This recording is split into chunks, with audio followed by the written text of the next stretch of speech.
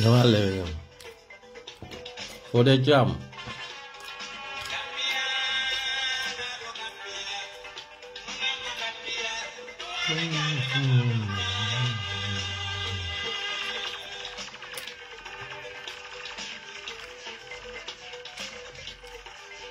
Yes, ngal kondo wae. Ngal be kondo.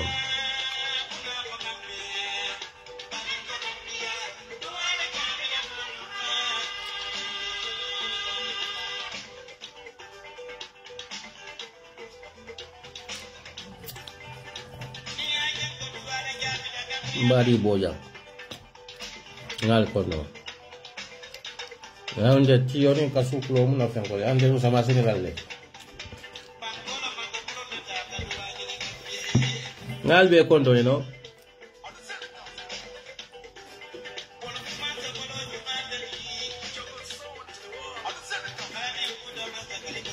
Betia ni mola. Amange tiyo de kasuklo. Também men ka balia. Albuco français na Espagne. Kasuklo. Yes. Italy malon. Ngai na chat nyole. UDP chat. UDP la chapter la chat nyole mo Italy. Anyway, ngal be ko no no. Nada rek ka diamun di on ke kanyo so hakilo la. Me alon ka be dendi Gambia la kola. Nyo hakil bulandolam. Because be cool be share na banko ka.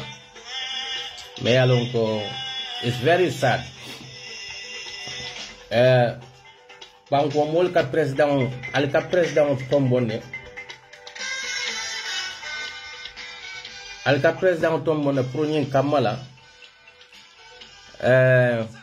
banko sambanyato. Bari Gambia la president tombo be nyame is very sad. Malloki president kuoto Gambia malloki president kuoto le freng wallahi, and that is very sad. Ndele president tombo akake fa fisani fa kawa kule oto ndenga amira ko ntolu meni yalon ko ndele ka president tombo we have to nyantam found fana jubelal yes be nge kondo nyantam found jubelal because sanji taworo albe bere fayo kono o manke sanji chakanti de mobe ko men kono for over 60 years abuka kese bono jabato woto ate même fon ka tombondiro ka nyanda fan anyanda reflection o di la fon fanandale abe muneke ka what we are doing wrong for yin kam ka president kurun soto. And this is very sad because ni ajude Adam Barrow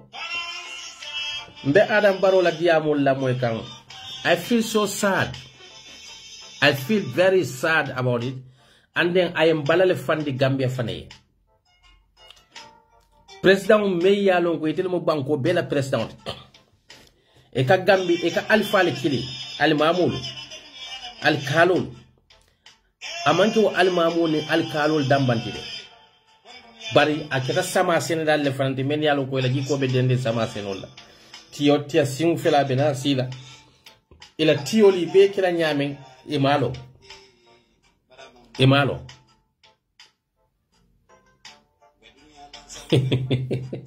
alashila gawra talibe ta alata adel fatelema altelle la candidate. Why should we take talibe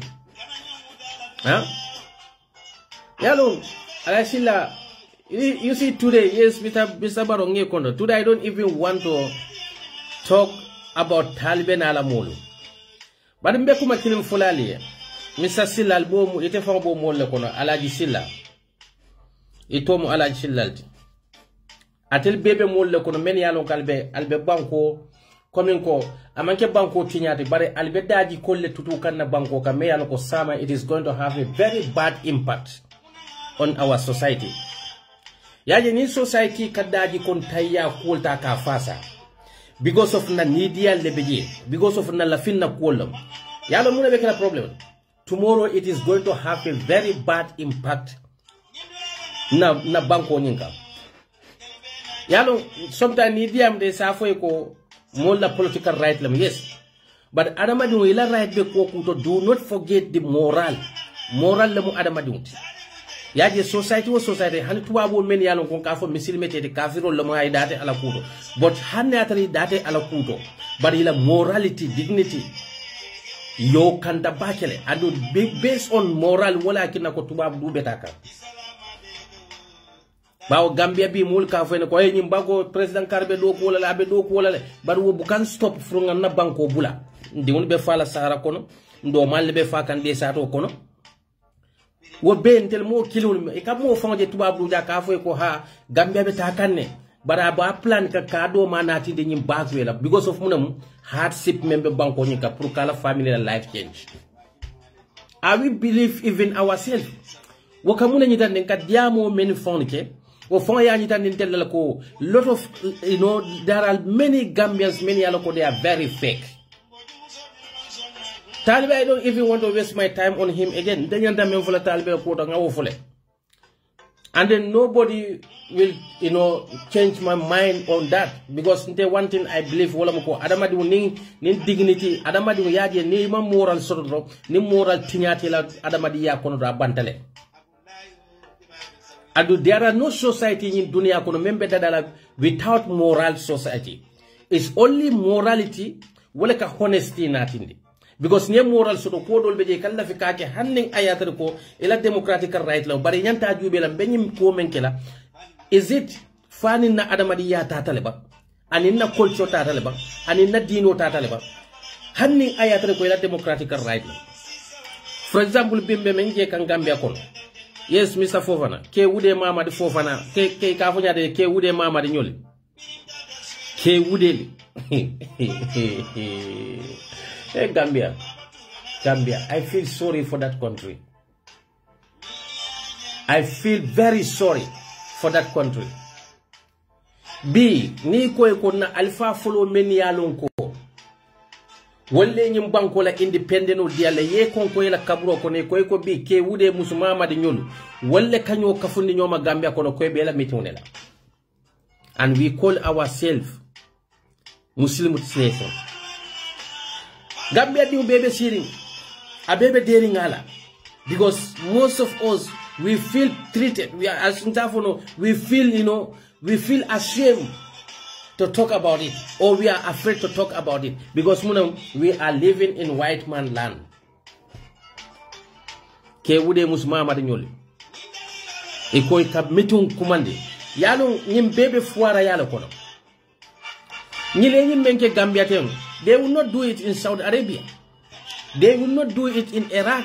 They will not do it in Iran. They will not do it in even Morocco, neither in Libya. None of these Arab Muslims countries. Many yalo ko mem kita Gambia ting in ke wude nyul committee organize ko la right lam. You know why? Because the activities, ikafo mena activists. Many yalo ko ikafo human right activists. Wol aninna man sakunda. Ni ko ite kututela ibe idon na molla julolela. And that will destroy our society. Yes, democracy so totally. But banko ala democracy should be matched anila dino ila culture. Democracy or democracy ning ayatra bela dino ni la culture le tinyala. Ite manyana sona o democracy la. Emanya sona o democracy la. But there are a lot of things today. It happen kawo banko kante hanila diamula because of waraya, because of lack of the quality leadership, because munamu la everything abe depending on donors leka. And who are those donors? Na daji kol betinyaka, na dino betinyaka, na culture fong betinyaka, dina kuo fong ilandijana. It's a shame. And they control la president wala mu OIC la chairman. What a shame. Ngo, mo ebe balula nyame wo mo ila lifeless. isonta alama bang imansun alama wo muy la dia wo muy la hakolet bari la hakko nyanta dan dulale sotola ni mel lafte ke wude mamad de be la suwo ko joma la haji beje bari ko e be kala ke wude mamad let bari nyanta funtila la fana kanyi tandi society ko don temu nyinati andum bakela la kene bato me jalo ko morally anintel la culture mantani na dino manta aketa christianity ta aketa muslimi yalti ba kilinte nyimen natata bari yaje mobe be zip mobe adamu ta takki because munamu we are afraid. We are not independent, financially independent. Man sakunda te kufono la hanning ayatar ko banko jama amal lafia la barin tolla mansal bukata sirinje pruntol yede na mansal kata sirinje pro outside the soul many yalon ko wolle kadono soul dila. And we call them presidents. Tuwab du jang hani jaman ja pour ka ki jam banko dimuti. E ka fa men ko integration course. Wa integration course mumunati wala mu ibakaran nale muna mu ila culture ila culture you have to tolerate that e ka fola ko integration courses e be lifrin nyamete la lifnya you must respect that regardless of ila belief mumunati but these same people wala katan telia kam forcer ite lafta menne la banko kay yo ken telia barantel la culture ni na dino mumentel kano ke telia because we are poor. You think all these human rights activities many alo ko katala nyum musu wude yani ke wude e fay kata Iran nyolle e kata Saudi Arabia nyolle they don't even bother themselves to go to those places because those places they are financially independent. Nal kalte do ko kela al kalte man sa kendol tala men balla bankol develop la e bal dundi la kule kono me yalo kalte da hasto la nyi dunia al tedda hasto la al kiyama adu wala be ke kan Gambia la. Democracy momo ye right lesono ala subhanahu wa ta'ala fon yofo ala ko la kadi karrabuna bani adama nga adama di buñale wo buña wala mo human right bari every adama di fanana wo buña kamma ala hakko e nyanto dilala bi ke wudeli e ka kafu nyoma katanna banko kan na conference center openly andun tele yam fankili muslime majority country la mo bebe deren tak hanadi na nyaton ko le be deren. We should be ashamed of ourselves. This have even nothing to do with the religious. But until the moment we have to be proud who we are. We have to accept who we are and be independent. But al kalballa banko la sambo londi la sadadano leka.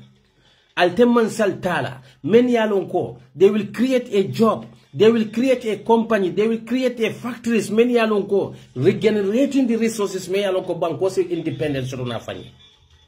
But bin na ko bebe loring outside the soul leka. So obviously na banko outside the soul lafta menna. We should not think ko ni mansa kunda bentela representative. Because anywhere in this world, before you satisfy the outsiders, you should satisfy your citizen. It'll banko don't left a munela, it nyantole kela because you are not representing the outsiders. You are representing your citizens. Bari kawo misilme deuni fanu moyi. Gambia deuni meni alon ko ibota kordal le kono. Ibota misilme background, Christian background. Wale e fanje bi koitel kunintale. Muna mu kuninti. What is the civilization? What is the awareness? In human behaviors, alinyal koto wale mu komin kuninti. Allah dinol be tinyakam Allah culture be tinyakam baral benaka meni bal pus kam pro atelier culture ke menya lon ko even telephone la banko kam majority man songala bari ba pusi katel ka because muna ma al be dependi kanne al fata dependence ma Africa ni ko te do ko kela obviously many keso il afta men ne wala kela ngaji la musola nyaka to ta jam ngo molla dino mumenta respect molla culture mumenta respect ni te to kela but someone me yalon ko amambo itela banko ka mankela continent of fang diuti wo kabona outsider ko ko atela lafta men ne yo kela banko ka bari te lafta men na wote kela atela banko ka ni te na atela banko ka ebe mune kela atela culture mumenti ala traditional mumenti ebe wole follow karana ke tolerate ebe lifre nyamena but they don't want to tolerate how we are living. Because munamu mansa barakan town nyaje Adama Barrow lota kene bata kafu bisil mole ko hannin ayatar ko Gambian majority mu misil mole wala tina nganna ni ustazul ibe wuri ne be fenke na sometimes I mad at them Gambia la sekol aman ka beti de beta president Barrow ya haitem president kendoleti te nyimbe dame he no president no muti hay Cairo president no muti ay dino le sonane ande aballa dino kasara kal kafu mole ko albe abe dino ay dino le sonane alle. In the history of the Gambia, Africa from as whole, ngo ni membe kila ke wudete alla korda ko nobody care. Ni be kila musu wudete alla korda ko nobody care. But you should not force us to legalize something me yalon kon tel religious la ninna dino manta aninna culture manta aninna daji kol manta al ko dia ko nga wol legalize because atel mo dantane lafta wala e ka fu mo le ko human right. Ikafu mole ko human right because al kamman salleta Gambia the sad thing about that country nto labanko fawna balafa mumenti wala muko nka president ta Adam Barrow felentire aka alkalol bendi aka almamul bendi al fal ke kaw mining wala tan ko banko la misilmeya billahi wallahi ta'ala al kiyama al be Gambia jamaaji la même Gambia no be siyasi fa kila jahannaba aske non defon be tar la jel nobody know. Because na fikia misilme na fikia jiko wala be Gambia diuna hani men yalon ko kay fay kile karandale e nyaakatal kuriya la man sabe kuriya kekan is like alale ya fo tele ko anu nyil kilinte je men yalon ko be ayole kundula nan qur'ano kono ka fo ko nyin sora kare ala wal ala yole fo nyin ko man sanyanta nyin don kelale hannin ku kuruno mo manyana against laka abena fikia wo nyato wo dina mo kilun men yalon ko e nyanta mol karande be mol karande kan tiluna e be mol karande kan ala nya silawna wolle fon nyaabe molula men yalon ko e benna banko kasara kan e be banko la naflo tinyakan e be banko la kolcho tinyakan e be banko la dino tinyakan e kanalo mol nyato na ka fa ko karamo dina mole katu man salam alla ala nya silawle le al deun la protection le ntolu jama mu menti nim outsider sol ko tel tol accept la bar nintel nati tel ya tel nyanta accept la tel lafta menna ila wo kolcho kilunu ko dake ya ta ya imposing ka because mu ire sada dani lallet Adam Barrow kata si al keba balu al mamul be sirinje sutiol be sirinje al kalol be sirinje akal kili akafale ko Usain Dabo fawman la fintela Usain Dabo la family man la fintela Usain Dabo be la file la pour munel way wo moli na fa munela yalo Adam Barrow ite sabar la hanisay sanji say san good 8 years ibe lonu mo kilono makatinya pour moli juto ala pour moli bangala e mano ala lolu be junu bole take fanye ni mo kum kilona karol moli sindi menna ni mol nate ya wo foyi ñine musama senen alleti men kaneya alkalol men kaneya ila sato le problème le soto suutiyo men kaneya ila balondir nya ye problème soto wolle to sama senen lalle mo wolte ede fem fono la wolle ni sita mul nyatiruna Usain Dabo ha ala muso man lafintela Usain Dabo fawna family man lafintela hanne ning ayatar ko Adama Barrow sorry to say ya fe ko ka fa fe president nen ka menen but ning ayatar ko hakilo le betela Usain Dabo la muso man ke politician Usain Dabo nala modol mo politician wo but Usain Dabo la dimba ya le bo ala political party diwleti ni na tan political la side la bar wo political ala wo political dimbaya molu wolle yete take bambu hannin ayatal ko Usain Dabo ko la muso ko ikanete ta aje may anti aje may munandur place table UDP andu ne mala place nyinin kam UDP fabe UDP fata UDP nobody cared that lawyer Usain Dabo la mu UDP la nyaton ko not his wife. Likewise, ila muso be poddim men nothing. Abe tila from one place to another. Gambians didn't vote for your wife. We vote for you, President Barrow. Bari benaro ha Usain Dabo fang ala muso man talla fintela Usain Dabo fang ajutan na sanji say ibe sirin president yala ala la loli ka junu bole ta moli ala la loli be kuma kuntam fola moli ila banko moli kanne ka fo yalo the sad thing about it. Gambia funding ki wala alfan respect. Sanji say President Barrow be siring anene mafuko nkata factory le berola anene tafula ko batu nkata tomate factory le berola nkata atodo mel factory le berola alla banko musama sene bankole me yalo kal salfa nafala bar sanji taworo alla independent tanin sain tema walakin an kale ko Gambia karanna man karannaje sori to sede man karannaje me yalon ko abiro doyata man karannaje me yalon ko abara kantayata man karannaje me yalon ko ama hammo so do katambe Gambia tuwa karamudo dindol. Not all of them but majority alala luolu ibamo ila karle ni masters jita alala luolu karle ni bachelor jita karimu doctorate alla doctorial na labba alla mastal be habba amansura ay aman nafas to nyimbanko na make kamol torat ajube jawarana ta sanji tansaba hani sinin wo sanji tansaba ko factory ma create no. One can understand because those days is often the limited resources. And then we are limited of human resources also. Financially and the human resources very limited. But with all that, a small country like Gambia, Sanji Tamworo, ya jambe nata Sanji muwanim fula. Aliye tol belala, Babili Mansa, ha doku lalam, muhan sine mol kafo ko doku la Sanji muwanim fula, manke tili muwanim fula, amanke kare muwanim fula. Sanji muwan anim fula, mansa membe siring. One single factory, amalono banko kang, wo banko diun kafo nywe, ha baray doku okele. Aymun doku lege. Compare to the ya jambe fong damban, self-development no men ayake. Baren kale ne ko, albuka karande, yalo adam barate kunno mandia. Ya adamadi menja buka karang, pasisla, wo adamadi manke mo kunna diti. Ngoy ko fuaro la kodo ye fam banna yanda bimbe tembo men do adama baro abarindiuni ala musol aterol akafunyol ay nyili betale kebe ke millionaire fake millionaire la moy because nyaaje ko fake millionaire la moy fuaro la kodo ye badi un ke wol kono millionaire alon ko fuaro ni te jita o sembote bena kala fuaro te kodeke e ka fo men sodo ko la fo wala be kele ni la family la ya jambe bre ya jambe jita ngama 9 over 900 million US dollar yole ja eko wole bala account of. But today who is poor than ya jambe? Albuka karande.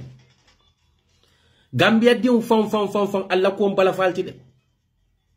President be sila al kataria president jaylale ni mennata misiri kilello he karibu dina molati he ni fela jame on tele alhamdulillah jame membo banko kan ni ayatal ko ngonyo leptano so banko kan jata kenda be bete yalale every johnsonal be jame on lola alla wo jame on yemur reflection le sotal la society kono.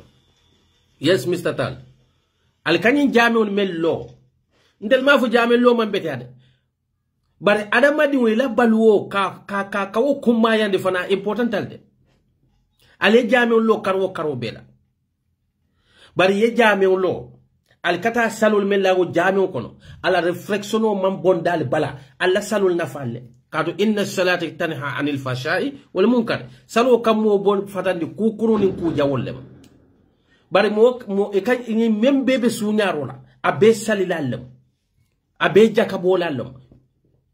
So Allah wo jame on ila nafale ale nyin daral membelo every Johnson dara hana reflection o killing at a society kono abe gamman adamadi uje men hanyita ala nyaka Gambia dinsi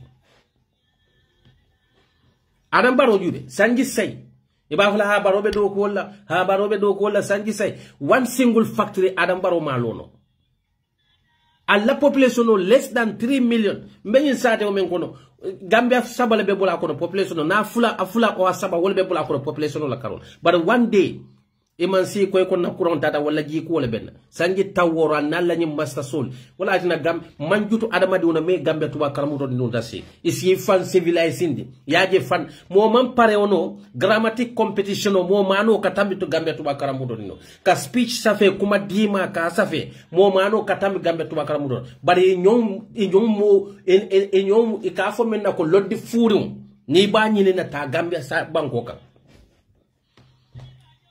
Nieje baba he kar mastas le babu ite la master sanji taworo boss jawara la time mono master tio man siade but at least jawara GPTC yele nole Gambia Public Transport Corporation bosol ibeta bolon ko de benala ibeta bolon ko wo boss company fata daki alla poro men felente poro alla Gambia Post Authority alla wo poro million men be ka suñaje poro men be lor bring 19 hoya ho abukar production of fonkeno Gambia di bukadula mara ka jeta ka reproduction of funtindi no jeto wala muko wo poro bi wala nyanta sa nyanna seaport lola ndesan aliyo poro to jele ye jeti ka ya tayli Turkian company ma ya tayli sanji muang anil lulu abe talla Turki wote baro talla barule manke alati de faben te fontal la balure fo ngalol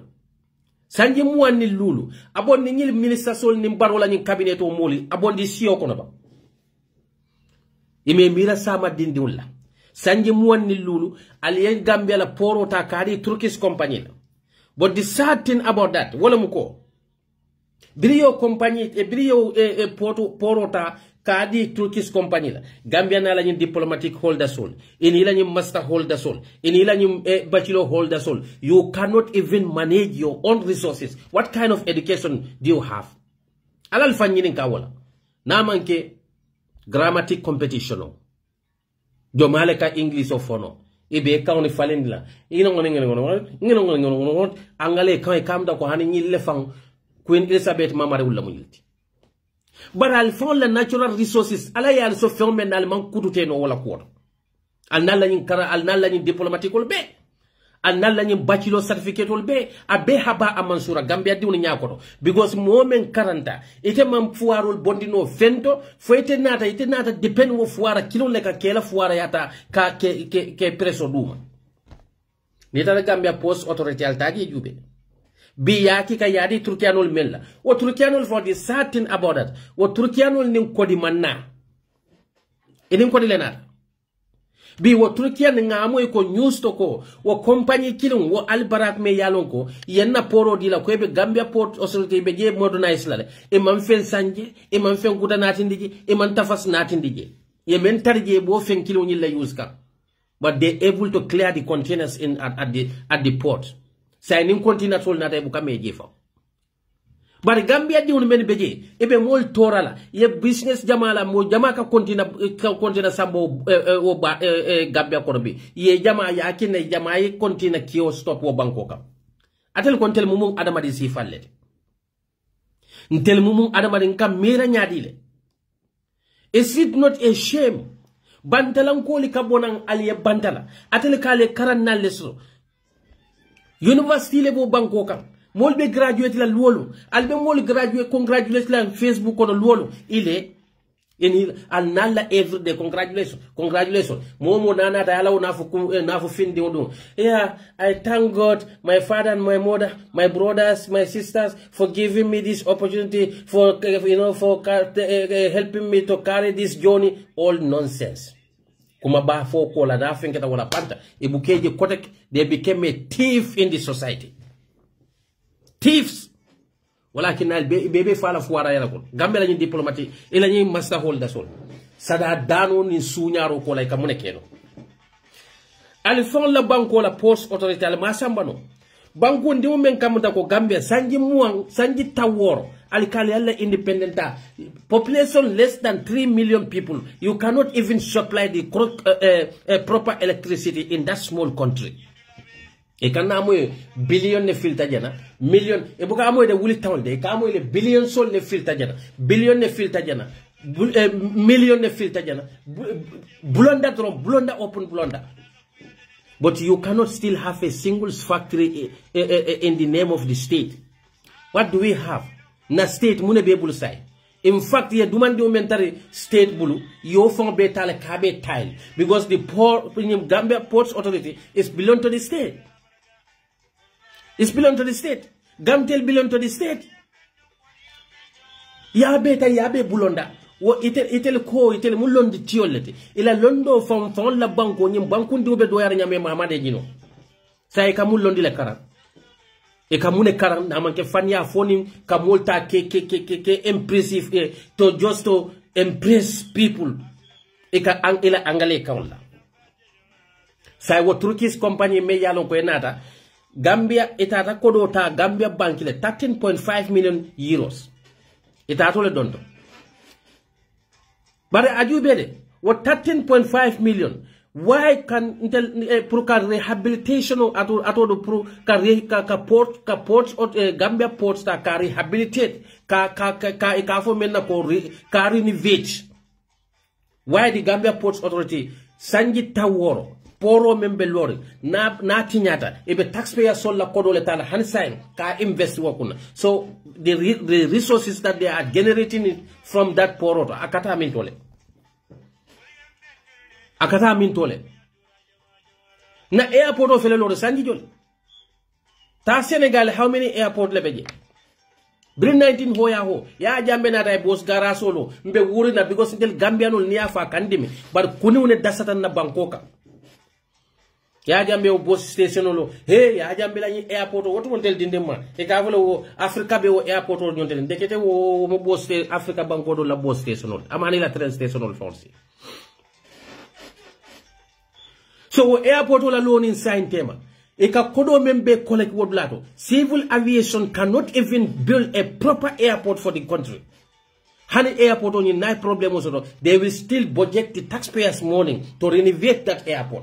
So airport oka kodo mendu nakatami. Tuwakaramu do ni batala kanyotema. It develop la because haramu film ni momo ke fan develop la ke fan kasara. Gambia Post Authority ning ayatar mo barakari un lebeje Gambia din horomari un lebeje Gambia din un lebeje menialon ko ye bala faso nyim banko they could have built sanyam seaport through that Gambia la port because million membe ka soto bar ngaji la jang wo moli foy beta ka kito la foy ta every week every day dol beje ni 1 million de la sisile kaji e ka sambe la family kordal ko wala kina family jama be jal be al diwni be kasara kan banko be la kodo alkati kal kakal la family la kolto banko be la nafulo alkati kal ka dundal albama nyol la kol kunto alfanyo la kol kunto al ko wol yeddu atelier wala wo doy jabe atelema in fact ni do atele ka atelier dankolete because al tarate so say look at this Turkey company na within 1 year ka container be clear wo airport adun masin kutateje ima masin kutanati ne hanisine ima anything nyule natide wo poro nyinto abenna banku diwne buli man kutu teno jedo andu nyil koy telemu karan nallet banko la nafulo menyanta dun nan jata kende al kunto menyanta dun nan silo lu kunto menyanta dun nan leptano lu kunto ya be tay ka tala nyote may kanata julo don to banta wala tinna ko bi wo dono sol no lafta fo fenna wala be kila wo banko kam. Because the government is not representing you. The government is not there for the citizen. The government is there to please the donors. Many along ko ka million donto wolle bulu kana ka tala nyotema. Adam Barrow fe sire sanji se e ba fala Barrow do kula nim president o president nata ya sanji taworo sanji tansaba jawara be sire. At least I GGC uti mol buljan. Gambia Groundnut Union. Yotu mol buljan. Inata man kutute no what.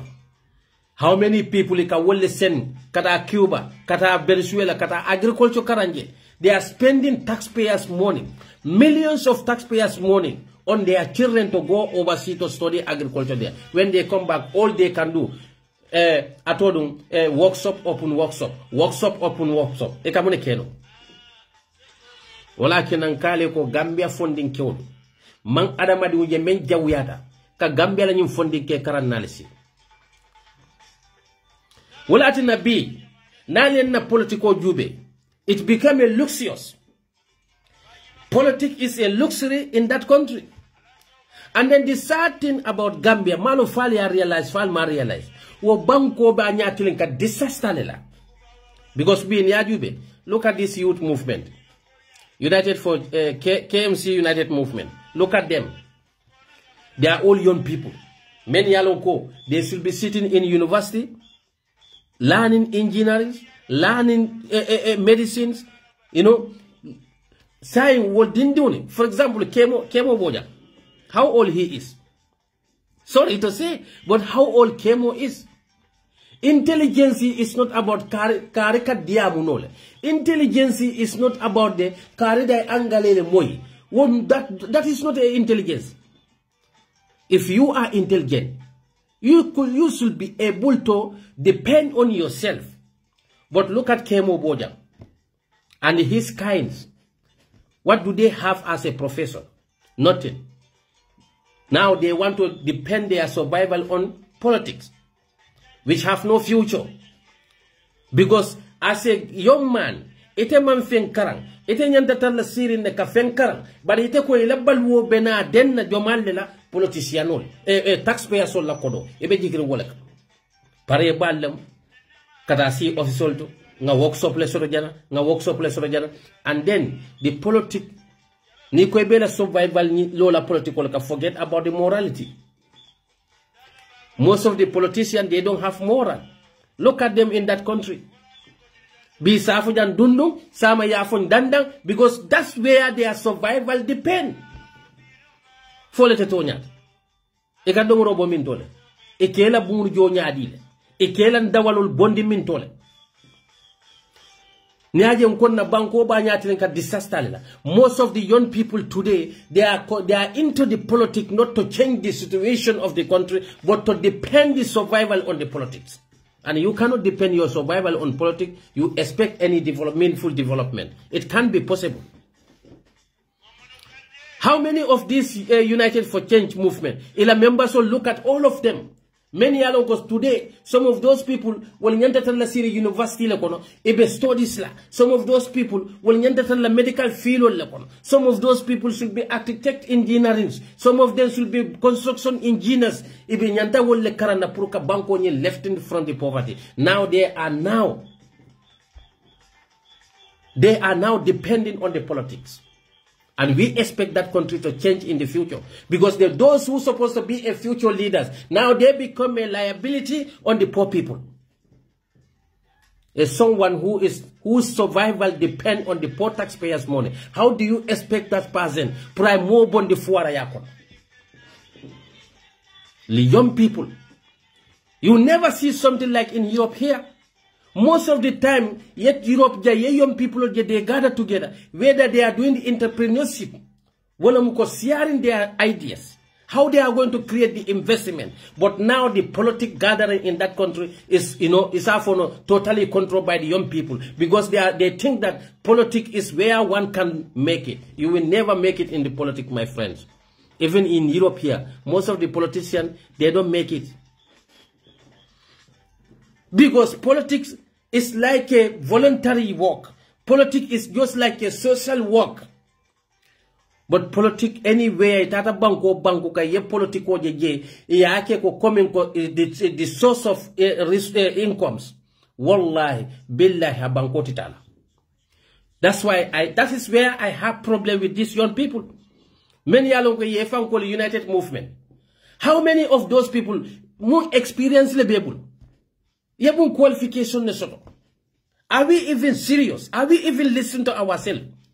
How can you take your country and give it to the young people? Many are some are 30s, some are 28, some are 35. What experience do they have?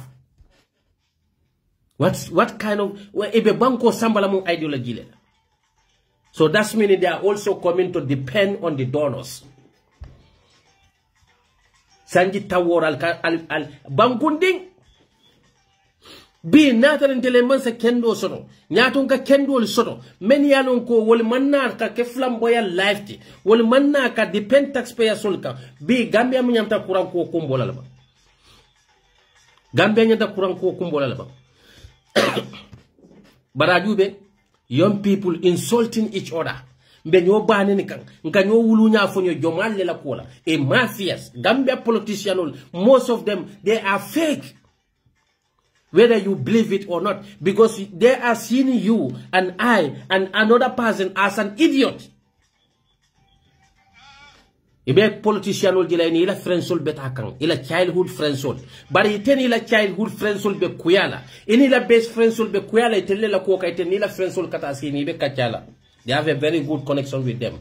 But a poor people, the poor children. Ntel men yalon ko bañul kata leptanol to buka boro sotoje. Ntel men yalon ko bamañul kasur gadinol to pour kanna karambunu jono. Ntel lebe Facebook follow benna data usela. Kanyo banen, kanyo la bululi afonyoy, kanyo attack, but you will never see talibe la muso e funta ka kumalef. Wala tina if I see some of our women, I feel sorry for them. Talibe la muso, enenta mo la be diamu. Ba usen la muso nena ma diamu kamoy. Halifa Sallah kafo muso fang ba wol fo musa nena ma moy. Where is their children? E be diwni kuluka. Nko wala dina nko ni be dun na politiko kono kana dum politiko kono to defend an individual. Dum politiko kono because of ye kule jela bankoka. Pour lafta ko tilim baliya ni wole bonna bankoka. Nyil kilente je même fi satante Essa Jawlati. Ala banku di ya hakko men lekan, ala yole lante fanankan. Bawo ibu kam balundi. Nkasali maybe askeno nkasali ka telefon kasali katambi wo etel dolla so ebe mo me yalon ko nimma kela kuto ni aje ben te kanna ko do bonde politiko to lafta ko ngakku kendo menje jamana jang alin tata Gambia ngamenje jenna leptanul kono I ngaf hope men soto ko no Gambians deserve to be in such condition in their own country. Well, in the political, I don't enter in politics to satisfy anybody or to fight for anybody. They fight kawole. They are going to schools. I don't pay school fees here. But ngasi nyo le soto Gambia kono. Modol beje they see me as foolish. Some people see me as a stupid person, some even insulting me. But what they forget to know is that doli bente nene kan nabal wo betata woltile billahi wallahi tallahi nakar killing jo. Amanke ko mbem fanne siso konkonkan amanke ko fenfen natile killing jo wala family ila family bela balwo lo moti 1 month so balwo natile killing salade wallahi billahi tallahi ko de tembulde mufwarolti Baranko dol ben tenene kan talibe la kola dol ben nene kan Adama Barrow la kola dol ben nene kan Lawyer Ousainou Darboe la kola ntela tilikilin jo wo mol la family la entire monthly bad wallet. But why are we doing this? Because nata mol le kono nte be lifrin jaman jan nyawonya nte proud no la kat janna katambin na bankola ku kendo me ngaji jambanga nyenna na banko enne ngo Gambia manke fuara bankute Gambia nimpare da banko falina mba falina. Bari yalo muneke da politician ole muneke. Etata ye sioli dundi nyola. Yal ke siolti. Because for example, youth movement, are they even honest to themselves? Nteni tebe party killing kono. Sanji tebe party okono. Sanji sebe party okono palaso le bebulige. You don't see that political party as a tribalist party. You don't see that political party as a insult party. For two women na sanji tango be kolane. Etena tantela kan accuse community land. Woto etemu mo kurum ballet. And that is the truth. Because sanji taibe mkono munenir lati yenya be na inimbe kafure ebe men no mai bo nyininka isa ita kone ke wo sanji taw nyun kono sanji tannim feng ina ita kone ke e palazo nyinin na pati tola ya nenir pati tola ya e marlo ke fo e pareta wo marlo la e kana fo mole ko nyil mo kurun le ita yo mo kurun hani ala yata kere because ita ta kuriya fasa kanne fo tumo men na la sulo bantaje wo ala ko wolle mo jawolt wolle mo muslime nafikolti. How can you call UDP tribalist party at recent? Ite tarte la kodo dundika UDP kono more than 5 years. Ibe la kodo dundika UDP kono more than 10 years. Ibe la kodo dundika UDP kono more than 7 years. Bi kana fo Gambia diune wo UDP le munenir lalde. Wo UDP le mu tribal. Inyo nafi ko atekere. Fali ama alsi adamadu nene baralte ala nene nol. Because of most of the Gambians think that politics is about telling lies, accusing people of, doing things many aloka manke jikoti. Ite ba fo no la nyadile. Nte mu tribalist solid. Sanji taibe la kodo spend kankun. Sanji sabaibe kodo dundi kan na pati kun. Sanji suborobule be kodo dundi ka o pati kun. E lafta fermen na man no so wato mena wotu mole kan na Korea expose. Ite nyo mo kuruna be kere. Zo ite mo mole te me yalon ko itata wo Korea ni endorse kan. Fo tumo men na lafta fenne la je e man na wo ferso so wotu mole yen na Korea expose. Ni sari yaw na mo yante defan ko kundulal. And this is how our politics is going today. E kan damba on dundi nyola Kasiol dundi nyola, niaje konte president kende sotonola. Because we don't base our politics on reality. We don't base our politics to talk about the issues many are affecting the majority. But we use our politics, for division. Fir'auna diko.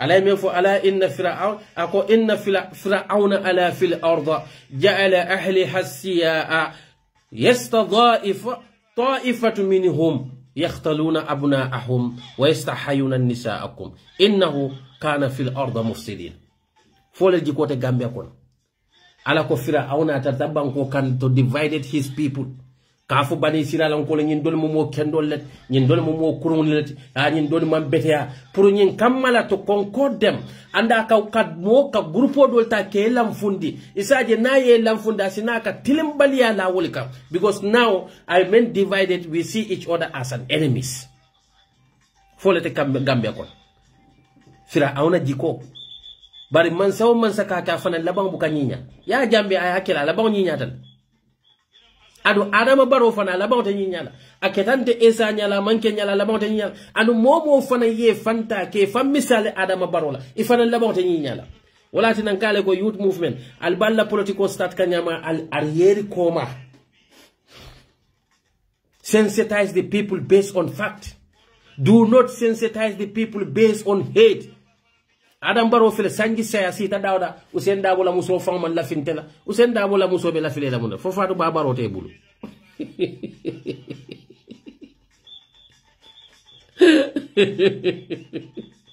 ini la fatu ba baro ini la Sadio Mbalo ini la Sadio Mbalo baro e kana fo mole ko usen dabo fo na family man la fintela usen la family be la file for what reason? Fonge tala pour usen dabo la family la fila ba etele mu alati ba hani alame mul dada usen dabo hanna tala la family li man la fila that is their right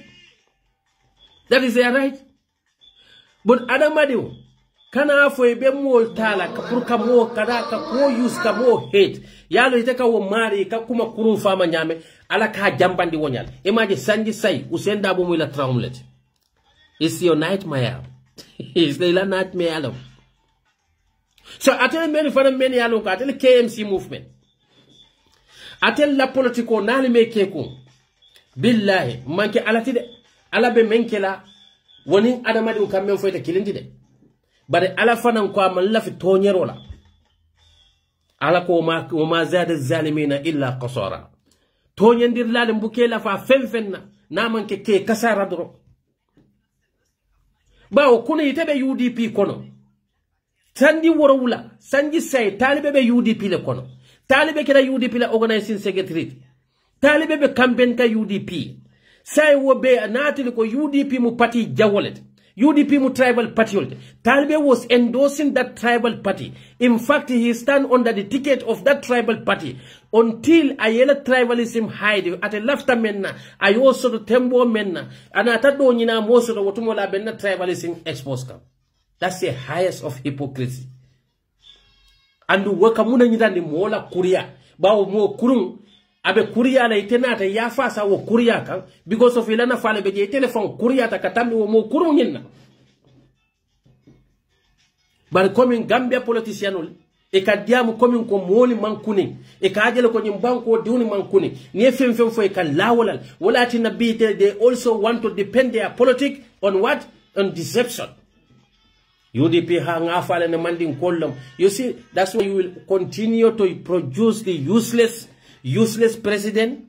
You will continue to if nali me keku nal in 2026 UDP Canada albena president on produce la membe tambila ak Adam Barola yalo ala yo nyinef ako bantawo manta mbukanna mantul halaki foni e jama ke da tonyer land and mantawo manta you deserve the leaders based on your attitude e kan leader so Allah attitude ngel benyamen walakin an kafa askeno ba useni is too clean to lead that country yalo ala kam man saya dodi adamadi wonale pour que halaki yalo ala man saya kadi in many way la sometimes ala kam man saya di dola pour ka asala nemo la pour ka dundala nemo kon ala kam man saya dodi mola pour que tinya na lafte halakila comme Fir'auna la man saya keta nyamen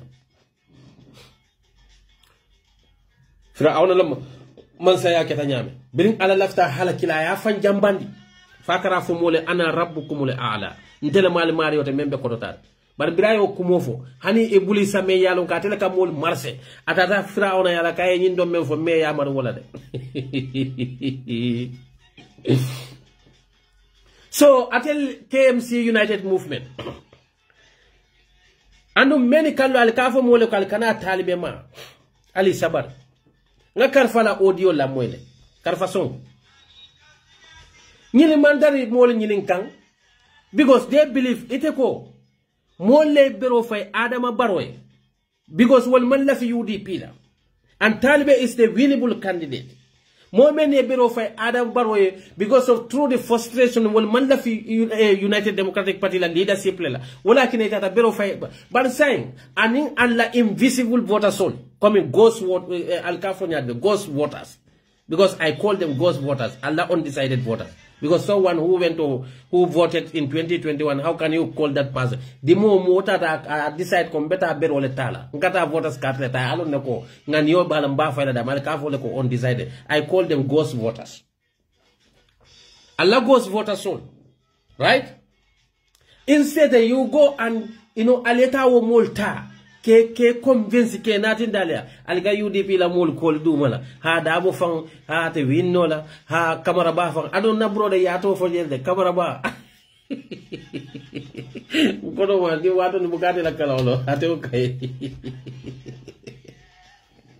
padol ko nyawe jine bi sawule kay ate bortan na bruha la lolo ado karfa son ko kamara ba to implicate jele ay UDP la support dole call aka afo ko kafo membentil koma politician no dole fani afo no bagele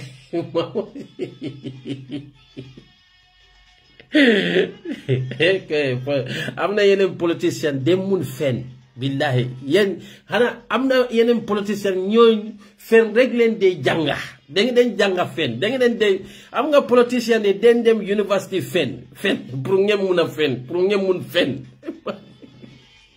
dole mbay fen baaxut yalla mune bu len wax fen kati dodu ci arjanna bay len fen billahi bay len fen kamara ba ako kamara ba fon kate ne ko balay modole tofo kara façon ko nyalla mun atel believe ta ko they say voters men yalo ko they vote for Adama Barrow because of they don't like Dabo.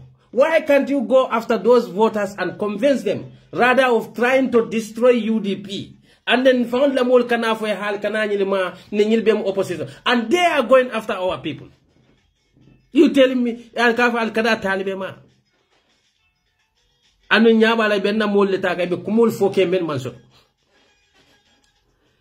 adamadi yaje koku ni bato be honest there adamadi be koku to ni honest je ala kema koy no matter how difficult it is yaje wole keta UDP la ya jamela yin 22 years brutality ala yin 22 years suppression ala yin 22 years oppression against United Democratic doesn't work because yalo mun keta ala ko inna allaha ma ashadikin ala nin tonya mol baratel nadal ko yefer al kafal be mol al fal do yala fondel bambo suwol le kono ndel bo d'accord dal le kono nga al fal le soto jede ndel ngalon ne how important Alpha is in the society.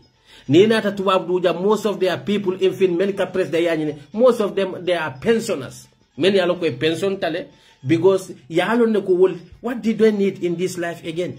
But Allah ni refet group ni. Yale la kafoto mu refet le, boy refet nyol la mwete. You flamboyant life didn't do it.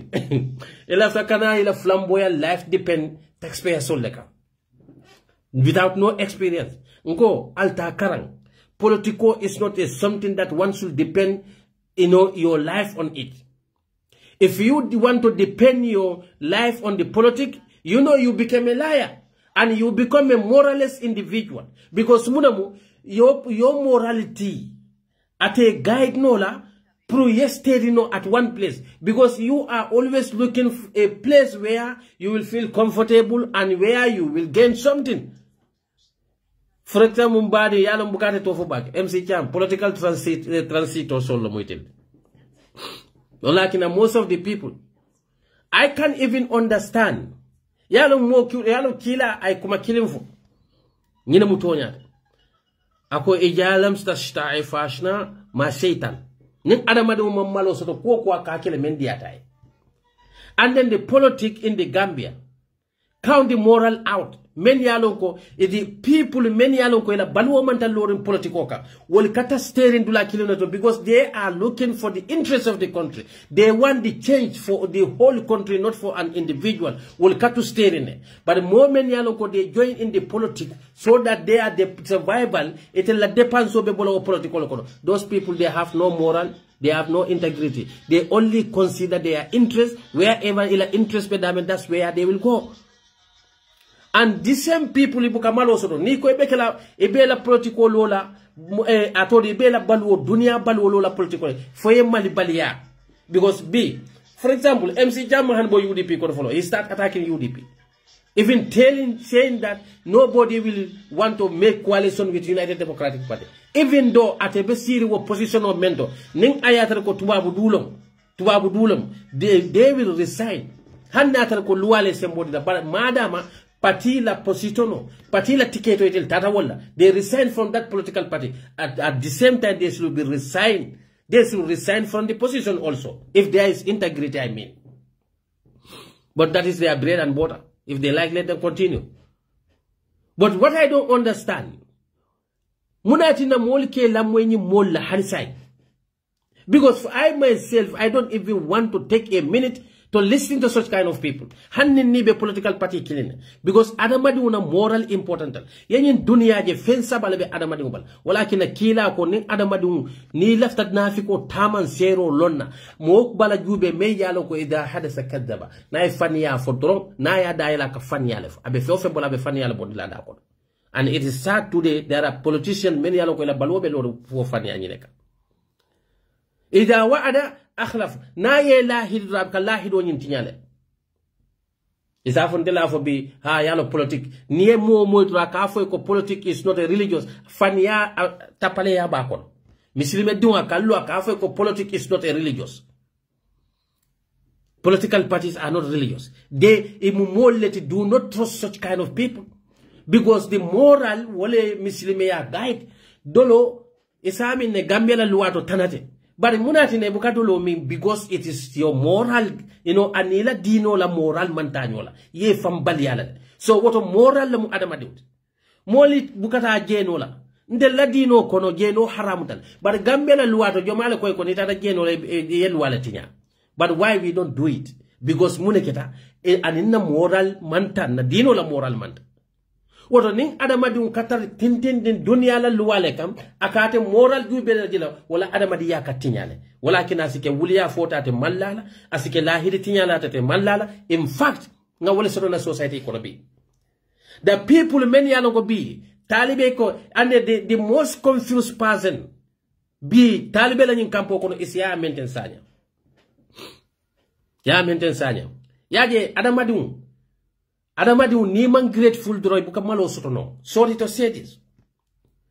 Because ya maintain sanya ako ning atrate mu betrayal letuna beta adama baroyal. So atela the definition of betrayal wolomuko you can do anything as far as you don't join with the ruling government. But as far as you join as far as you join with the ruling government, then item muneti say you are a betrayer. You cut the way you define da wallahi modo la karaw ika ala kafa min habba am mansura baytul ankabut tali na jalo bula wala karaw ni man nafaso bawo ni te ko ite jam faaje menti wala mu ko ni jointa yebo opposition yata ruling party bari ni bona opposition kata opposition mo manki jam faade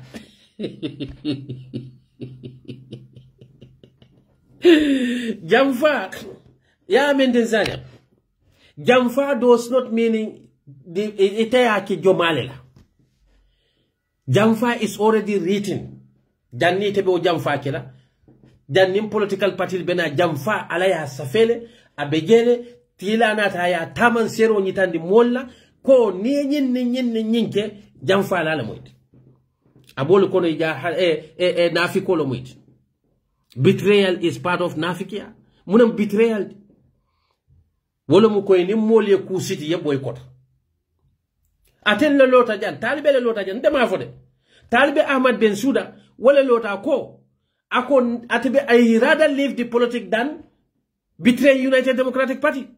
But the same Taliban be wale movement no law akafo mole ko we want to bring the sanity into the politics. But when Taliban was joining in United Democratic Party, yalon Gambian tel la problem wo menti wala muko. Kari ba male nyinke, kari fa ma nyinke le no. Taliban ba male be UDP. Abama ya kataje. Fine. But hani ala ya ko yawma la tuziru waziratul wizra al-ukhra. Momo be held accountable la for your own deed. Iba ye menkete te jola wala al-kiyama. Ifa ye menkete jola wala al-kiyama. Ite menkete jo wala. Ungratefulness is something. Nyamwe kariman ke ala tentulati. Ungrateful. Wala muko moli ye makwe kafome ye makwe mokun kilo me ye makwe ye succeed ye na turn against that person trying to destroy that person wala mu e ka fol la ko jamfa in fact wala mu ungrateful person. And then yalo kukurum ka nyinyandi comme ala ka fo men lima talbishuna al haqq bil batil wa taqtumuna al haqq wa antum ta'lamun al batray kam ka fanyata ka kova ka fanyata kake tonyati ka tonyata kake fanyati.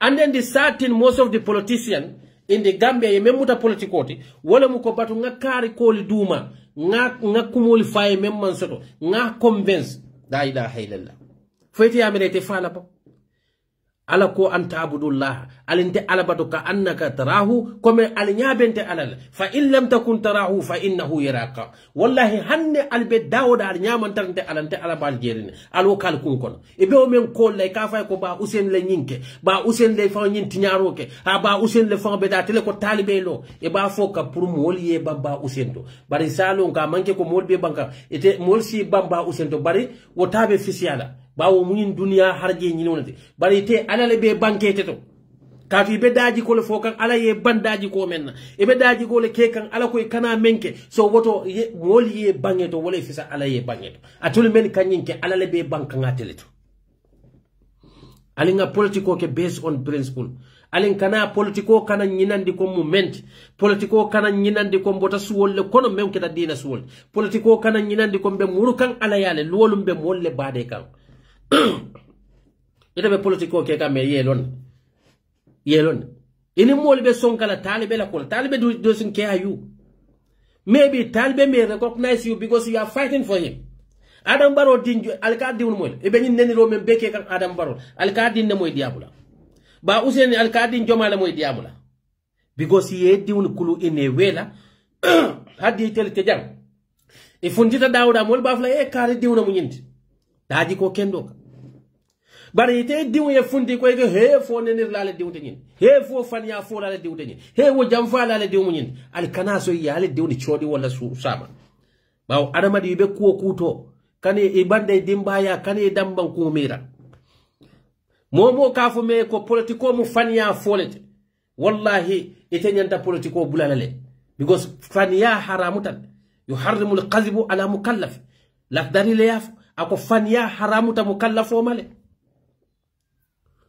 So nyimba nga Ibrahima Dibala diamola ako molene ye kafu telema ay daji ko le fa ko men be talibe to bara nyina ta ko abe moli kilika wo talibe men kan wole lota Gambia be tema mol tulo man sukki ako nimba Usain nyim palaso nyin tani ala ba Usain to fo jentela haji te wodo bare adama di nyanta lo le la kawne kan mu foroyal ti foroya mu dino lati. That's where I have problem with Taliban. Kadi ye ko ma boy kono janni be silala molinya silan alanya nin ayatarin telemu talibati lafta nyim position la ab horomate tallan ne ba Usain tema amalte tallan ne mo tema benam ba fula Gambia di wona beljim palaso nyinen nale nin ngaso do wolum nin maso do fana wolum bar telo lan kafu Gambia di wona nin kariya nyinen tanyinen anu sondo mo kono ngalo ko mbanyinen nan ise muslimu hypocrite na taman sero But they don't want people to say it. Because today, Gambia di Benyamin, at a lafta kuomen na ko halala yandile. Handing alaya haramutale. But at a ba halala yandilan. Imagine today they are looking every kind of justification. Purkela, ila actionol ta call justify. Adamadiu, no matter who did it, Karle nyinke kunung. Karle yake kununko ko babar janno bakela atarle ko ala yu haramu yandile woto fewmen haramu yata ala to halala yandira kato Karle yake mo madara josoto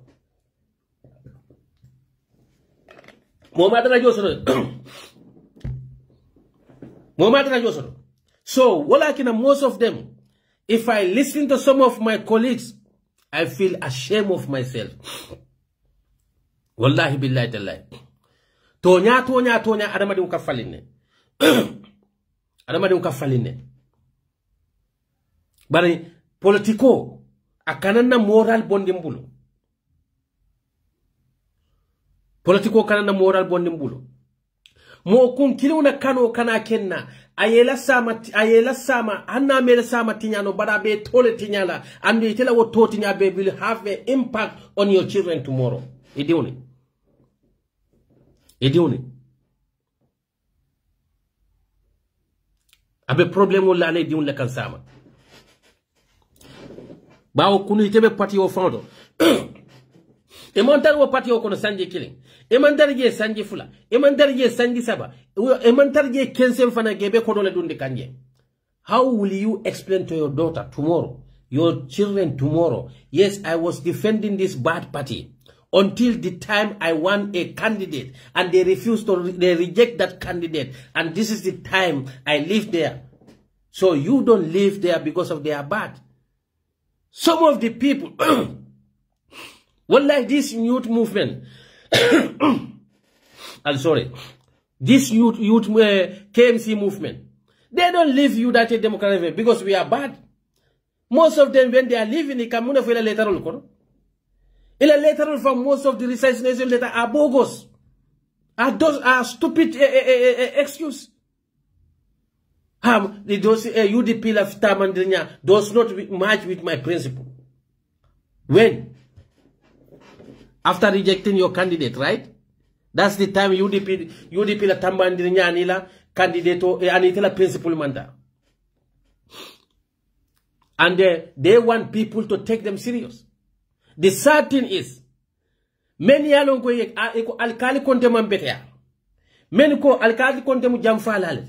Many ko Maimuna Sise Dabu mu jamfalale. Many ko Fabu Nyel mu jamfalale. Today, they say no, they are not jamfalale because he tell nim Fabu Nyel tata killing.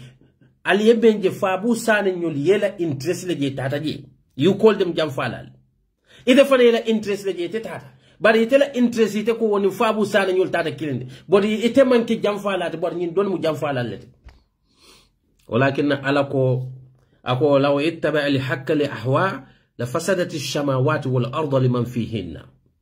أكو نين آياتكو أدمديو إتلا نيديا بكو كوتو درون نكاولة كتونياتي تنبينو نساو نمبانكو بيتي نياني مفنفن باكور كومي نكافو نيامي مودول بجي ولا نيديا كاكي مو فادا بانيت كتر مول فالاتي ولا نيديا مول بار فويبه من كيكان ولا متونياتي با Woto adamadi we be menkeka does not don't think that ko mbenyi menkeka it is right thing na nidia le beje so itela won nidia mo ke ku kendot atella nidia be mendo wala ko talibeta and then the sad thing même munyi youth movement la ko e ka fo ko telinga banko leje ngo UDP be lola 1996 talibe be 8 years le sangi say mol ye mol la mol bouté ye molla alfal bouté adamadi niye kunke fanna ye fambunya ye la kodo spend komendo ibe ko kela ibe la time spend ko men mo kun killing yana ay ko ke siwdum wok wala ka betinya wote nyante fan yinin kala te mum mo sifalde because UDP you should not be in UDP because of mo kun killing talibe mu Gambia diwne talibe keta mayoti UDP kondo nyame ite membe bula kano maka UDP tinya foyte diwte keno la mayoti under UDP. You don't build institution to satisfy one individual. You don't build institution to satisfy one individual's ego. Atul ben men yalon ko bi albe l'Africa UDP tinya alte mira ba fota albe ketamente teddi wote keno la wote ba yedo ko ke sanji killing sanji fula sanji saba sanji nan sanji lul wo be manda do ko dambane la energy ila nafulo e bola dundi kanje mo kun killing me yala ni te fontar wo kafo kono wala ko ya kenne bota wo kafo kono e bati nyaka e kesi un wala e ko kafu kuruna andi tele wo kafolo ya rabbi manzatallah ala kana ke nyin hakil sifa dun kunna na sali wa sali nka ala dani ala kana ke ngaku ke ngadun kaf kono sama moli ya fonye ko esa jawle tele ko tek ya rabbi manzatallah nka wodani le na sali wa sali adama di man timba setano katu ala ko inna shaytani kana li insanu aduwa setano adama din jawbalete nana tay bukeje barin ka ala dani ko ala kana ke lunye na moli kana audio fundinde moli kana video fundinde ko nyako e tele kote na be kala fana be kala to nyale kanti but not an individual hani ba usene andu nganyim fole ngo hanna tar ko UDP ba usene reject iko be official alinga karleta wolu nembe nyina la ba usene but that does not mean that I'm going to disrespect him. Yeah, UDP belola talibe sanji say alata kola ba usenda competent leadership wala tinako bi akata talibe keta mayoti UDP kono anatul men yalo ko jannin talibe be na jannin molbe talibe lonna atul men yalla dalasol dundije al yalla energy dundije talibe men so atul masoro party nyin kono badal yake banko la kola. Why will you follow talibe to destroy your country? Because letting Barrow to go, you are destroying the Gambia.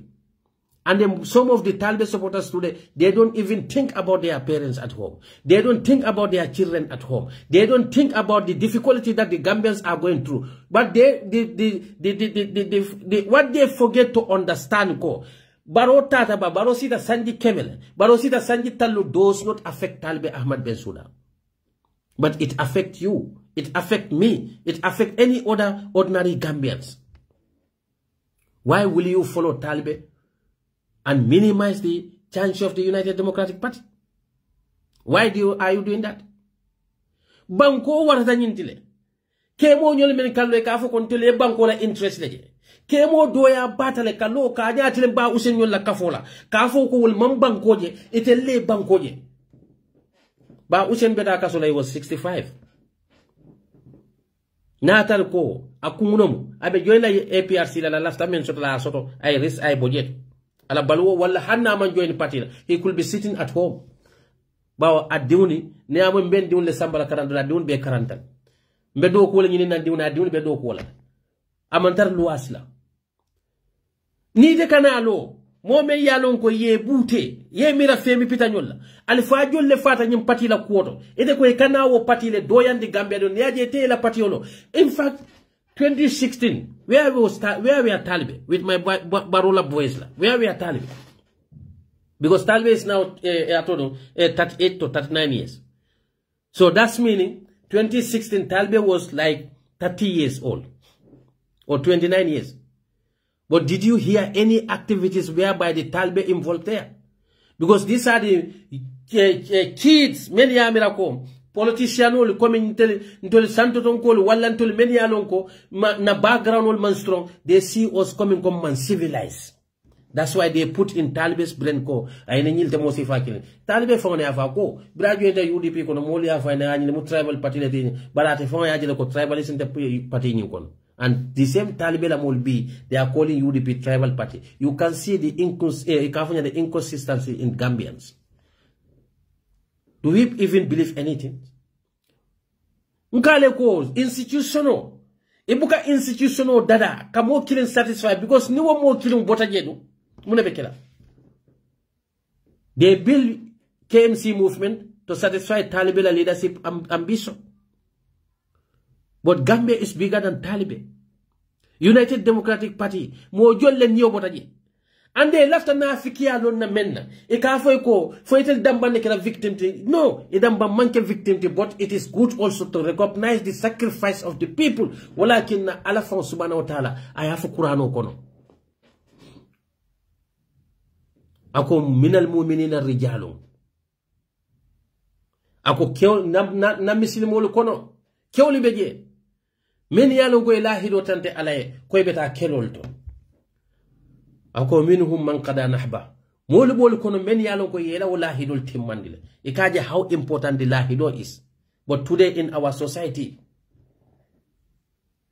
ye lahido muta useless tin dani mo political tin manke dina nin adama dum pareta daji kon tay yalla ka dino fayda muslime dim bal ala ko minal mu'minina rijalu nam muslimol kono limani amol kono kyoli beje men yalon ko lahido tante alay e ko nin kelobe kele beta kele dulal tole nin dino la kelo mamanta do beta lay te kelo nyim bayla e be kafla la ka kelo ke kilay bar ala ko minhum man qada nahba dol beje men yela lahidol timman minhum man yantanzire mol be ko men yalon ko ila janni la janni wo kelol besila janni be la lahidol timman ila saya sitema ala ko man ke lahido tinyalal tede. So we have to appreciate the people. Al kamande la nyol la kumol fole. O mo nafiki kilol men kafo ko ha dabo nyol foyte damane sacrifice ke mo manina sacrifice ke la kafo ko ha ite nyante ite jolale. Who are you? Foyte salika. Nanye be salole be jikilin jolela alaya. Woto ninyin dom fane yake. Ama fo njo kodila. But appreciate the person's effort. But nafiko na mo kong abukala fi yala ku kendof. But the history will judge all of you. Atul men yalon kalbeni youth movement kono. Alafta kamola alfalla is so sad. That's sad. Talbe is just 38 years. United Democratic Party is 30 years old. O party sacrificed. Yellow bon tela kuola. Mol torture tela kuola. Even imams were tortured. Keodol besirin Gambia bi buka futwo keno. Yes, sir. Because of him party kaje ko I survive. And none of those people, many aloko, even their children are not beneficiaries of the United Democratic Party. But yake mune kambankola kuoka. If Taliban is grateful, he shouldn't be someone may yalon kabeni chocho natin la party kono. But yoming be yoming. Ngo, ntel manke ala tide. But adamadi yemen ke ala ke jo wolela. Alamu ale beso sima ya ninjata kendela ntel nin talibe be alamu ale na beso sima ninjata kendela albalo nako alala judgment akake ine wella me yalon ko mo nakarta kono Gambia nyina muntel daji koti de molika kulike mennin dino manta aninna daji kul manta but because na nidia lebeje na nafa lebeje nke tan ke promote ke promote today mo kawyole yalo dunia nyaje alako inna Allahu la yuhibbu kullu muqtal wa fakur at alaman amal lafi molla mome yalo ko kawyole mu lanna tambe molam walakin some of these talibe lanin kampo molde kawyole muyti kal lanna tambe adamadi dum alako lanna tambe ku lamna tambe mo yaje dawda kawyolam walakin modol beje woli ila badiya fang ili molla principle fone be potka into funny situation because of Taliban. But Taliban are friends who are not the kata. Anabe UDP because some of his friends are not UDP members. They are not UDP supporters. But that does not make him to have problem with them. But the teme yalon ko bi ni UDP di un lebe ko be keka. Bi be kilikan tolla. Just adamadu ikajil ko adamadu ka change nyamenna. Na lafta men na masoto. Mome yalon ko is ungrateful. Akatari afalina. Modul ka ko men non deta nola. Kuna ni mu brodalti mbe ku kilo ne fasaka ni botan ko to fine bara manyan na friendship tala ka jeopardize. We are humans and banko nyimbe den ta wala ndeni te be man dar ke ka president na ngani yo mumenti wala mun na banko ta nyato. Why do you go to the extent trying to create the enemies for yourself at everywhere? Ibo ke kamen no ko kan no ke president. The only thing be na fala wala ko nae development on in the Bangkok. momen be president baro ngay si di njay nati ni la ka baadi unam bar mo jolle ni baadi un ko yara baro la koka Gambia, very sad country. Allah president jube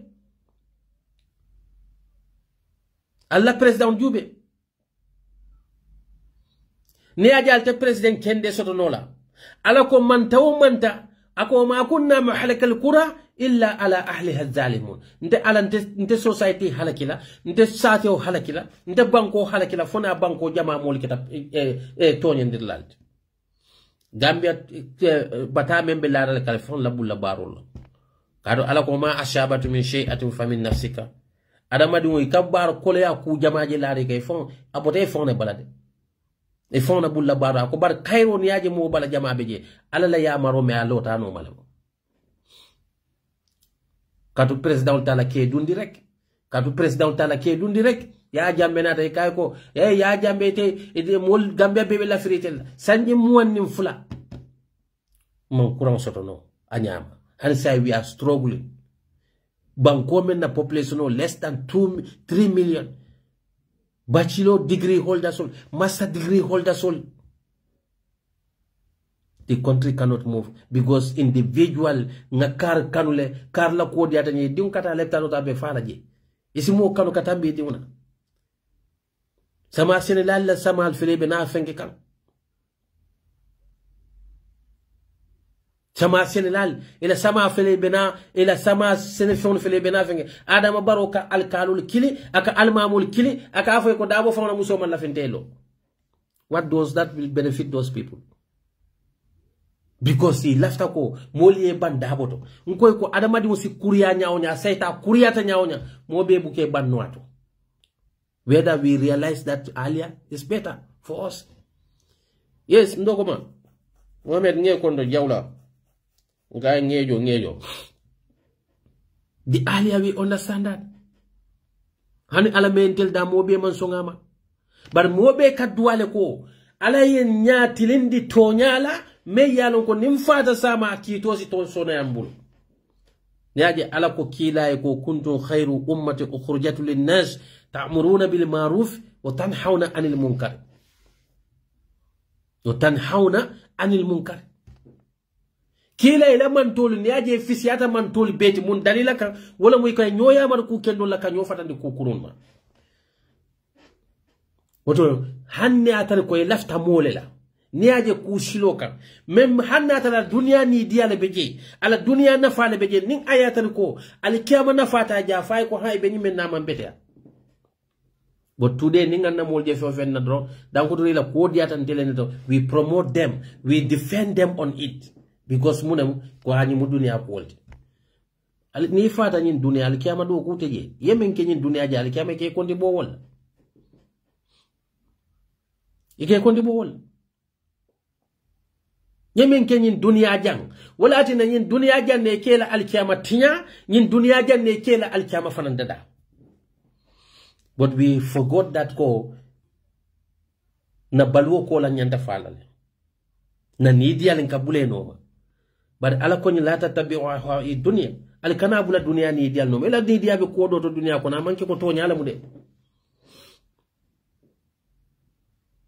nimman zawo man sanata nga dikabala ha ite nyom man sata caring ya jambe nata sanji muwannin fula alla banko ordinary company kilinteje ka factory kilinteje sanji muwannin fula abe siri wo banko kan na islandi men doku he kare ay doko because we Gambians we are very easy to be manipulated, we are very easy to be satisfied wala tina na banko be hala kilinte adam baro fanan nada ay sante silo lelo hey silo lelo but ning ayatal ko silo ning ayatal ko bankola infrastructure lam wallahi jam multi la president gindila but Gambian la mentality ya jambe na dalbe babil mansa Nasiruddin fenkote bla bla ay mune bonde banko fight development to jurumare mol kunna what did he build that country e kam mune fo ha ay airport la university do. But when those university students, when they graduated, where will they going? Where are they going? Where will they go? Where are they going to get the work? Because to all ka university men low jang. Ila university didn't need graduate. Before they will even graduate, they will start apprenticeship at somewhere. So that's why well jama they already automatically have a job. But President Barrow nga school classroom will sabale dada, nga fantan kale dada. And what is the use of all those classrooms when there is no job creation in that country? Ale banko la doku dlal betale besiti kaki sanji say man sabe continue dum political keka sanji say ngasilo le dada ale nyin kejanne ya jambe ali adun de kasaro kono adama baro fanal badun la kasaro kono katu gambia diwni albuka karan nyaji ala ko mole ko shiru fil ardo fanzuru kayfa kana akibata alladhina min qablihim kanu ashaddu minhum quwwat ala ko atel na joni akal karam molla al tamal yal hakilul murundi komala mo folol la jannatul benala men yalon koy ke yatalti ye fen sotalti sembo wartalti nge halaki mu dalilal leka nge halaki ko men kan al jamfaw ko wala nge nema ko men kan alal nyaatini wonne mol ye jawarana ta sanji tan sabal be bular nganoma sanji bangun ding al mankuno banko nyimma ya jamme na ta sanji mu wonnim fula alman amang babil mans nasiruddin adino le fasa ay ni kete hani sal be kumbo kan jiku wala kuran ko dunya mol be mera gambe bu lola space ko nyaadi gambia adam baro fanan nata hino cairo albe tobe create la alla nyaton kolé e kanyina ko atelle keje pour do ko nyin kamala imaje adam baro kallo basya ko sa UDP tetale. Because the Gambians, we don't know the value of the oppositions. They have a democratic funds. Many alongo they finance the political parties so that they can maintain their democracy. Because the political parties, walleka mansakunda correct no, walleka ruling government correct no, suppress them to do their jobs. But Gambia dun kawoni mbenyim parti fala jande ali nga nyim parti faja ali malon ko nyim political party le man la kairolte ne ajal be do kundi do sotoka. But coming Gambia for the awareness is lack of in that society. Wala tina every time and jeri na podita nan do molbe bulalano binna president ya fila keta ko coming ko atodo sate ko no president ya nyile momo wulta do I want to be a flag bearer. Momo wulta I want dindi men fon yalo ko today wala nyanda tala atodo engineering field kono skills fengo field kono research field kono today they all depend on the politics because they see it as a luxurious bafala dindi president lafta wala jamani jang they never had a president me yalo ko dindi una but they are part of the most powerful economic countries in this world. China ne man president soto me alon ko dindi unam alka alla ni IMF nyol men yalla be albe joyya lela altela bangolika I don't know all this brouhaha young leader when the young leaders failed Africa Obama yantiaduro hayna balandinje equatorial Guinea he came to power when he was 37 years old. What he did there? He changed to be a dictator. Is it not true? Paul Biya had 92 years abe baland in Cameroon. He came at the young age because Tinyaro leketable they don't want. Ni idindi mana they can start flamboyant life. The only thing can protect the young leadership when there is a strong institution. A strong institution built up already. They cannot turn those institutions or manipulate them. For example, in America, no president will come there and say that I want to stay there forever. Because the institution is there already. They build a strong institutions. But most of the African countries, the young leaders, they fail them. At the end, they end up being humiliated. Most of them end up in exile. How can you be a president? Malu as a nation. Gambia la first president not at exile. Second president not at exile. And the third president not at exile. That's that tells a lot about the character of the people in that country. But we are seeing ourselves where we are good people. When the outsiders are just looking at us as absolutely nothing, because our character does not explain that to the outsiders. Because Adam Barrow will go end up in exile. aba fam fos kanten molle asurande ba puskan ta tat passion gola dol bena hay munatina UDP fama e fenko dunde ngo atulu menni mansal denta ala la family protect ala la family protect bi ya jambe ni many balante ko ya jambe ba kala kinde none of them today are close to ya jambe. They are enjoying with their children, enjoying with their wives, and the ya jambe is alone there. Most of his family relatives, they died. Abayema Badul Atenno. Fabakato Monjada is now driving more than $8 million vehicles. Where is Yajame today? They don't even mention his name. Some of them, they even insulted him. Did former president deserve that? But because of the greedy, ungratefulness, wale Yajame push walkono. Momen babale batinya can be wale Yajam fa botabala.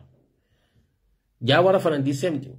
Men kava ko Jawara Gambian tan alakana Kenyal. Aketenya le say podita tata bula Yajame no maye ya Jawara Jamfa. Adam Baro kata karana wala. Andu badi un le bala nyin dunia ni dia nal kal kabula nyine no adama du yesanji tanke man sayala niaje mol ko ta tinga term limit soto it protect the president, it protect them, it protect them from the humiliation, it protect them from going to the exile, but they don't want to understand because nyin dunia nafulo e ba fula nyin nafulo be nay 2021 Adam Barrow kala account ko 250 million nebeje ala asset declaration men ni kordal ni motol te kilinde Adam adu ilafta mun la nyin dunya kon ala koy ko ma utitu min shay'in famata'ul hayati dunya wa jinatuha wa ma inda allahi khairu wa abqa fala ta'kinun nyin dunya e kafio fen di la nyin dunya ne mo kono wallahi nyin dunya bal wo dambana ma na nyirandi le fione akobar membente alaya is the forever na fale moti albal fam fala nyim man sa yal mel albe sila nyim man sa al memel al kiyama lolu nal be ki konti bola nyilla bat nim ben nata nyim man sa yala foyete kuruntu ke bondi je kunin din jele lal be dara be talla janne ite men balantay ko ya jambe fon station de bi wolete Adam Barrow fasat bi wolle man tar Barrow defenka e balon nal ko Gambia diw manke man sa fasalati Gambia diw manke man sa dadalati anu alako kila sallallahu alaihi wasallam nyine fuko la yu'minu ahadukum hatta yuhibbu li akihi ma yuhibbu li nafsihi al do kilina liman yate timmala yemen kanu ibadi ya kanu ifonye al ka wandi diwni wandi bali wandi falu wandi mamali ali dundi problem kono ni tata exile ali jamfelal teto fola muslime nafikol bar bin tel men kanyim fota bu kata diada barola supporta sole ate diala baro badi woni foni because ala nafa be interesting wala bar ala sama wo meke akotake bar ko ko sama la so jalba ko ate lolun sama la bala wote bayla mume sima bal nyako ate bayla lolu ngay sama la so yaje nyin dunya mole nafulo soto me yalon ko a wasata nin adama de wasata wallahi itele mu fentiyot bar adama de memma wasa ala wasa baliyani wala ka hanni mum fenne babul wala babu adun la fuara yato nga mol yida billionaire la muy iketa moni londiri fenkol di yemuta de end up in jail at the end before be bola jail ko ne keta poor people because they are ungrateful ye men soto man ala tento aka nonto Adam Barrow, this should be a learning lesson for you, but imagine father you are greedy, you don't want to be grateful. B ikanlo ikafo mole ko ete bondo opposition o wote sono yala ete ngete la kumo moy e bondo be so kole yala ntel bulu bari bondo te kole yala ala bulu kadu ala la bondiro ku fulala wala ku saba moli e bondige ay mol ma ko nge bondige wala kurama ye bondige manduwa wala saya ye bondige manduwa wala anu nyil be mu fennete te baynola nyin kwensa boko kadu ala fona وتلك الأيام نداولوها بين الناس نمن سياتي لولن كاتلا نجون لتيما وتو مو كيلين تاتا نين دنيا من سياتي كاتو على الرحمن لم دنيا نيمو bar nite ko nyin nemo foya dan dulale bondi moli benebe kumadi ma fole hi excellency junior president jang alhaji Kairo Mamadou Hino Baro mo ma ko la baro be tobe fole ye nyille la ya jambe kuna bi ke men yala ko ne dul kanen ada badu nyanda karanal Bantul men be diam gambi ka wala ko ñin me fallo ñimmal la fi barola bare ala ko al ñoma koy toña ka ñin duniya kono ngal natindi wala la yella hidol le tinya anama baro bare mol ka fa ñim politiko le e kam men ñitani la politiko mu jikon tayyalete Gambiano le kanyi dan ni mola ko politiko mu faniafo te faniafo Gambiano le kafo moy ko politiko mu daji kon tayyal te daji ko tayya ko ke daji Gambiano le kanyi dan ni mola ko politiko mu horoman tayyal te horoman tayya ko ke bari feñantol kelala ba men yalo ko te all these issues they contradict your religious your human morals sanji tante de bari be puska ite ñin sembo dandula bondi la de ala yo la foyde ñin ni dia dandula jong bu ka fundi no kaburo kono wala ka dande bari tele ñanta wasala ya hakilo soto wallahi billahi ta'ala ina muto ñate whether you accept it or not whether you believe it or not but that is the truth anyway ngal bula jang for what do ngal be kondon saluta bele all the viewers greeting to you all for another time bye.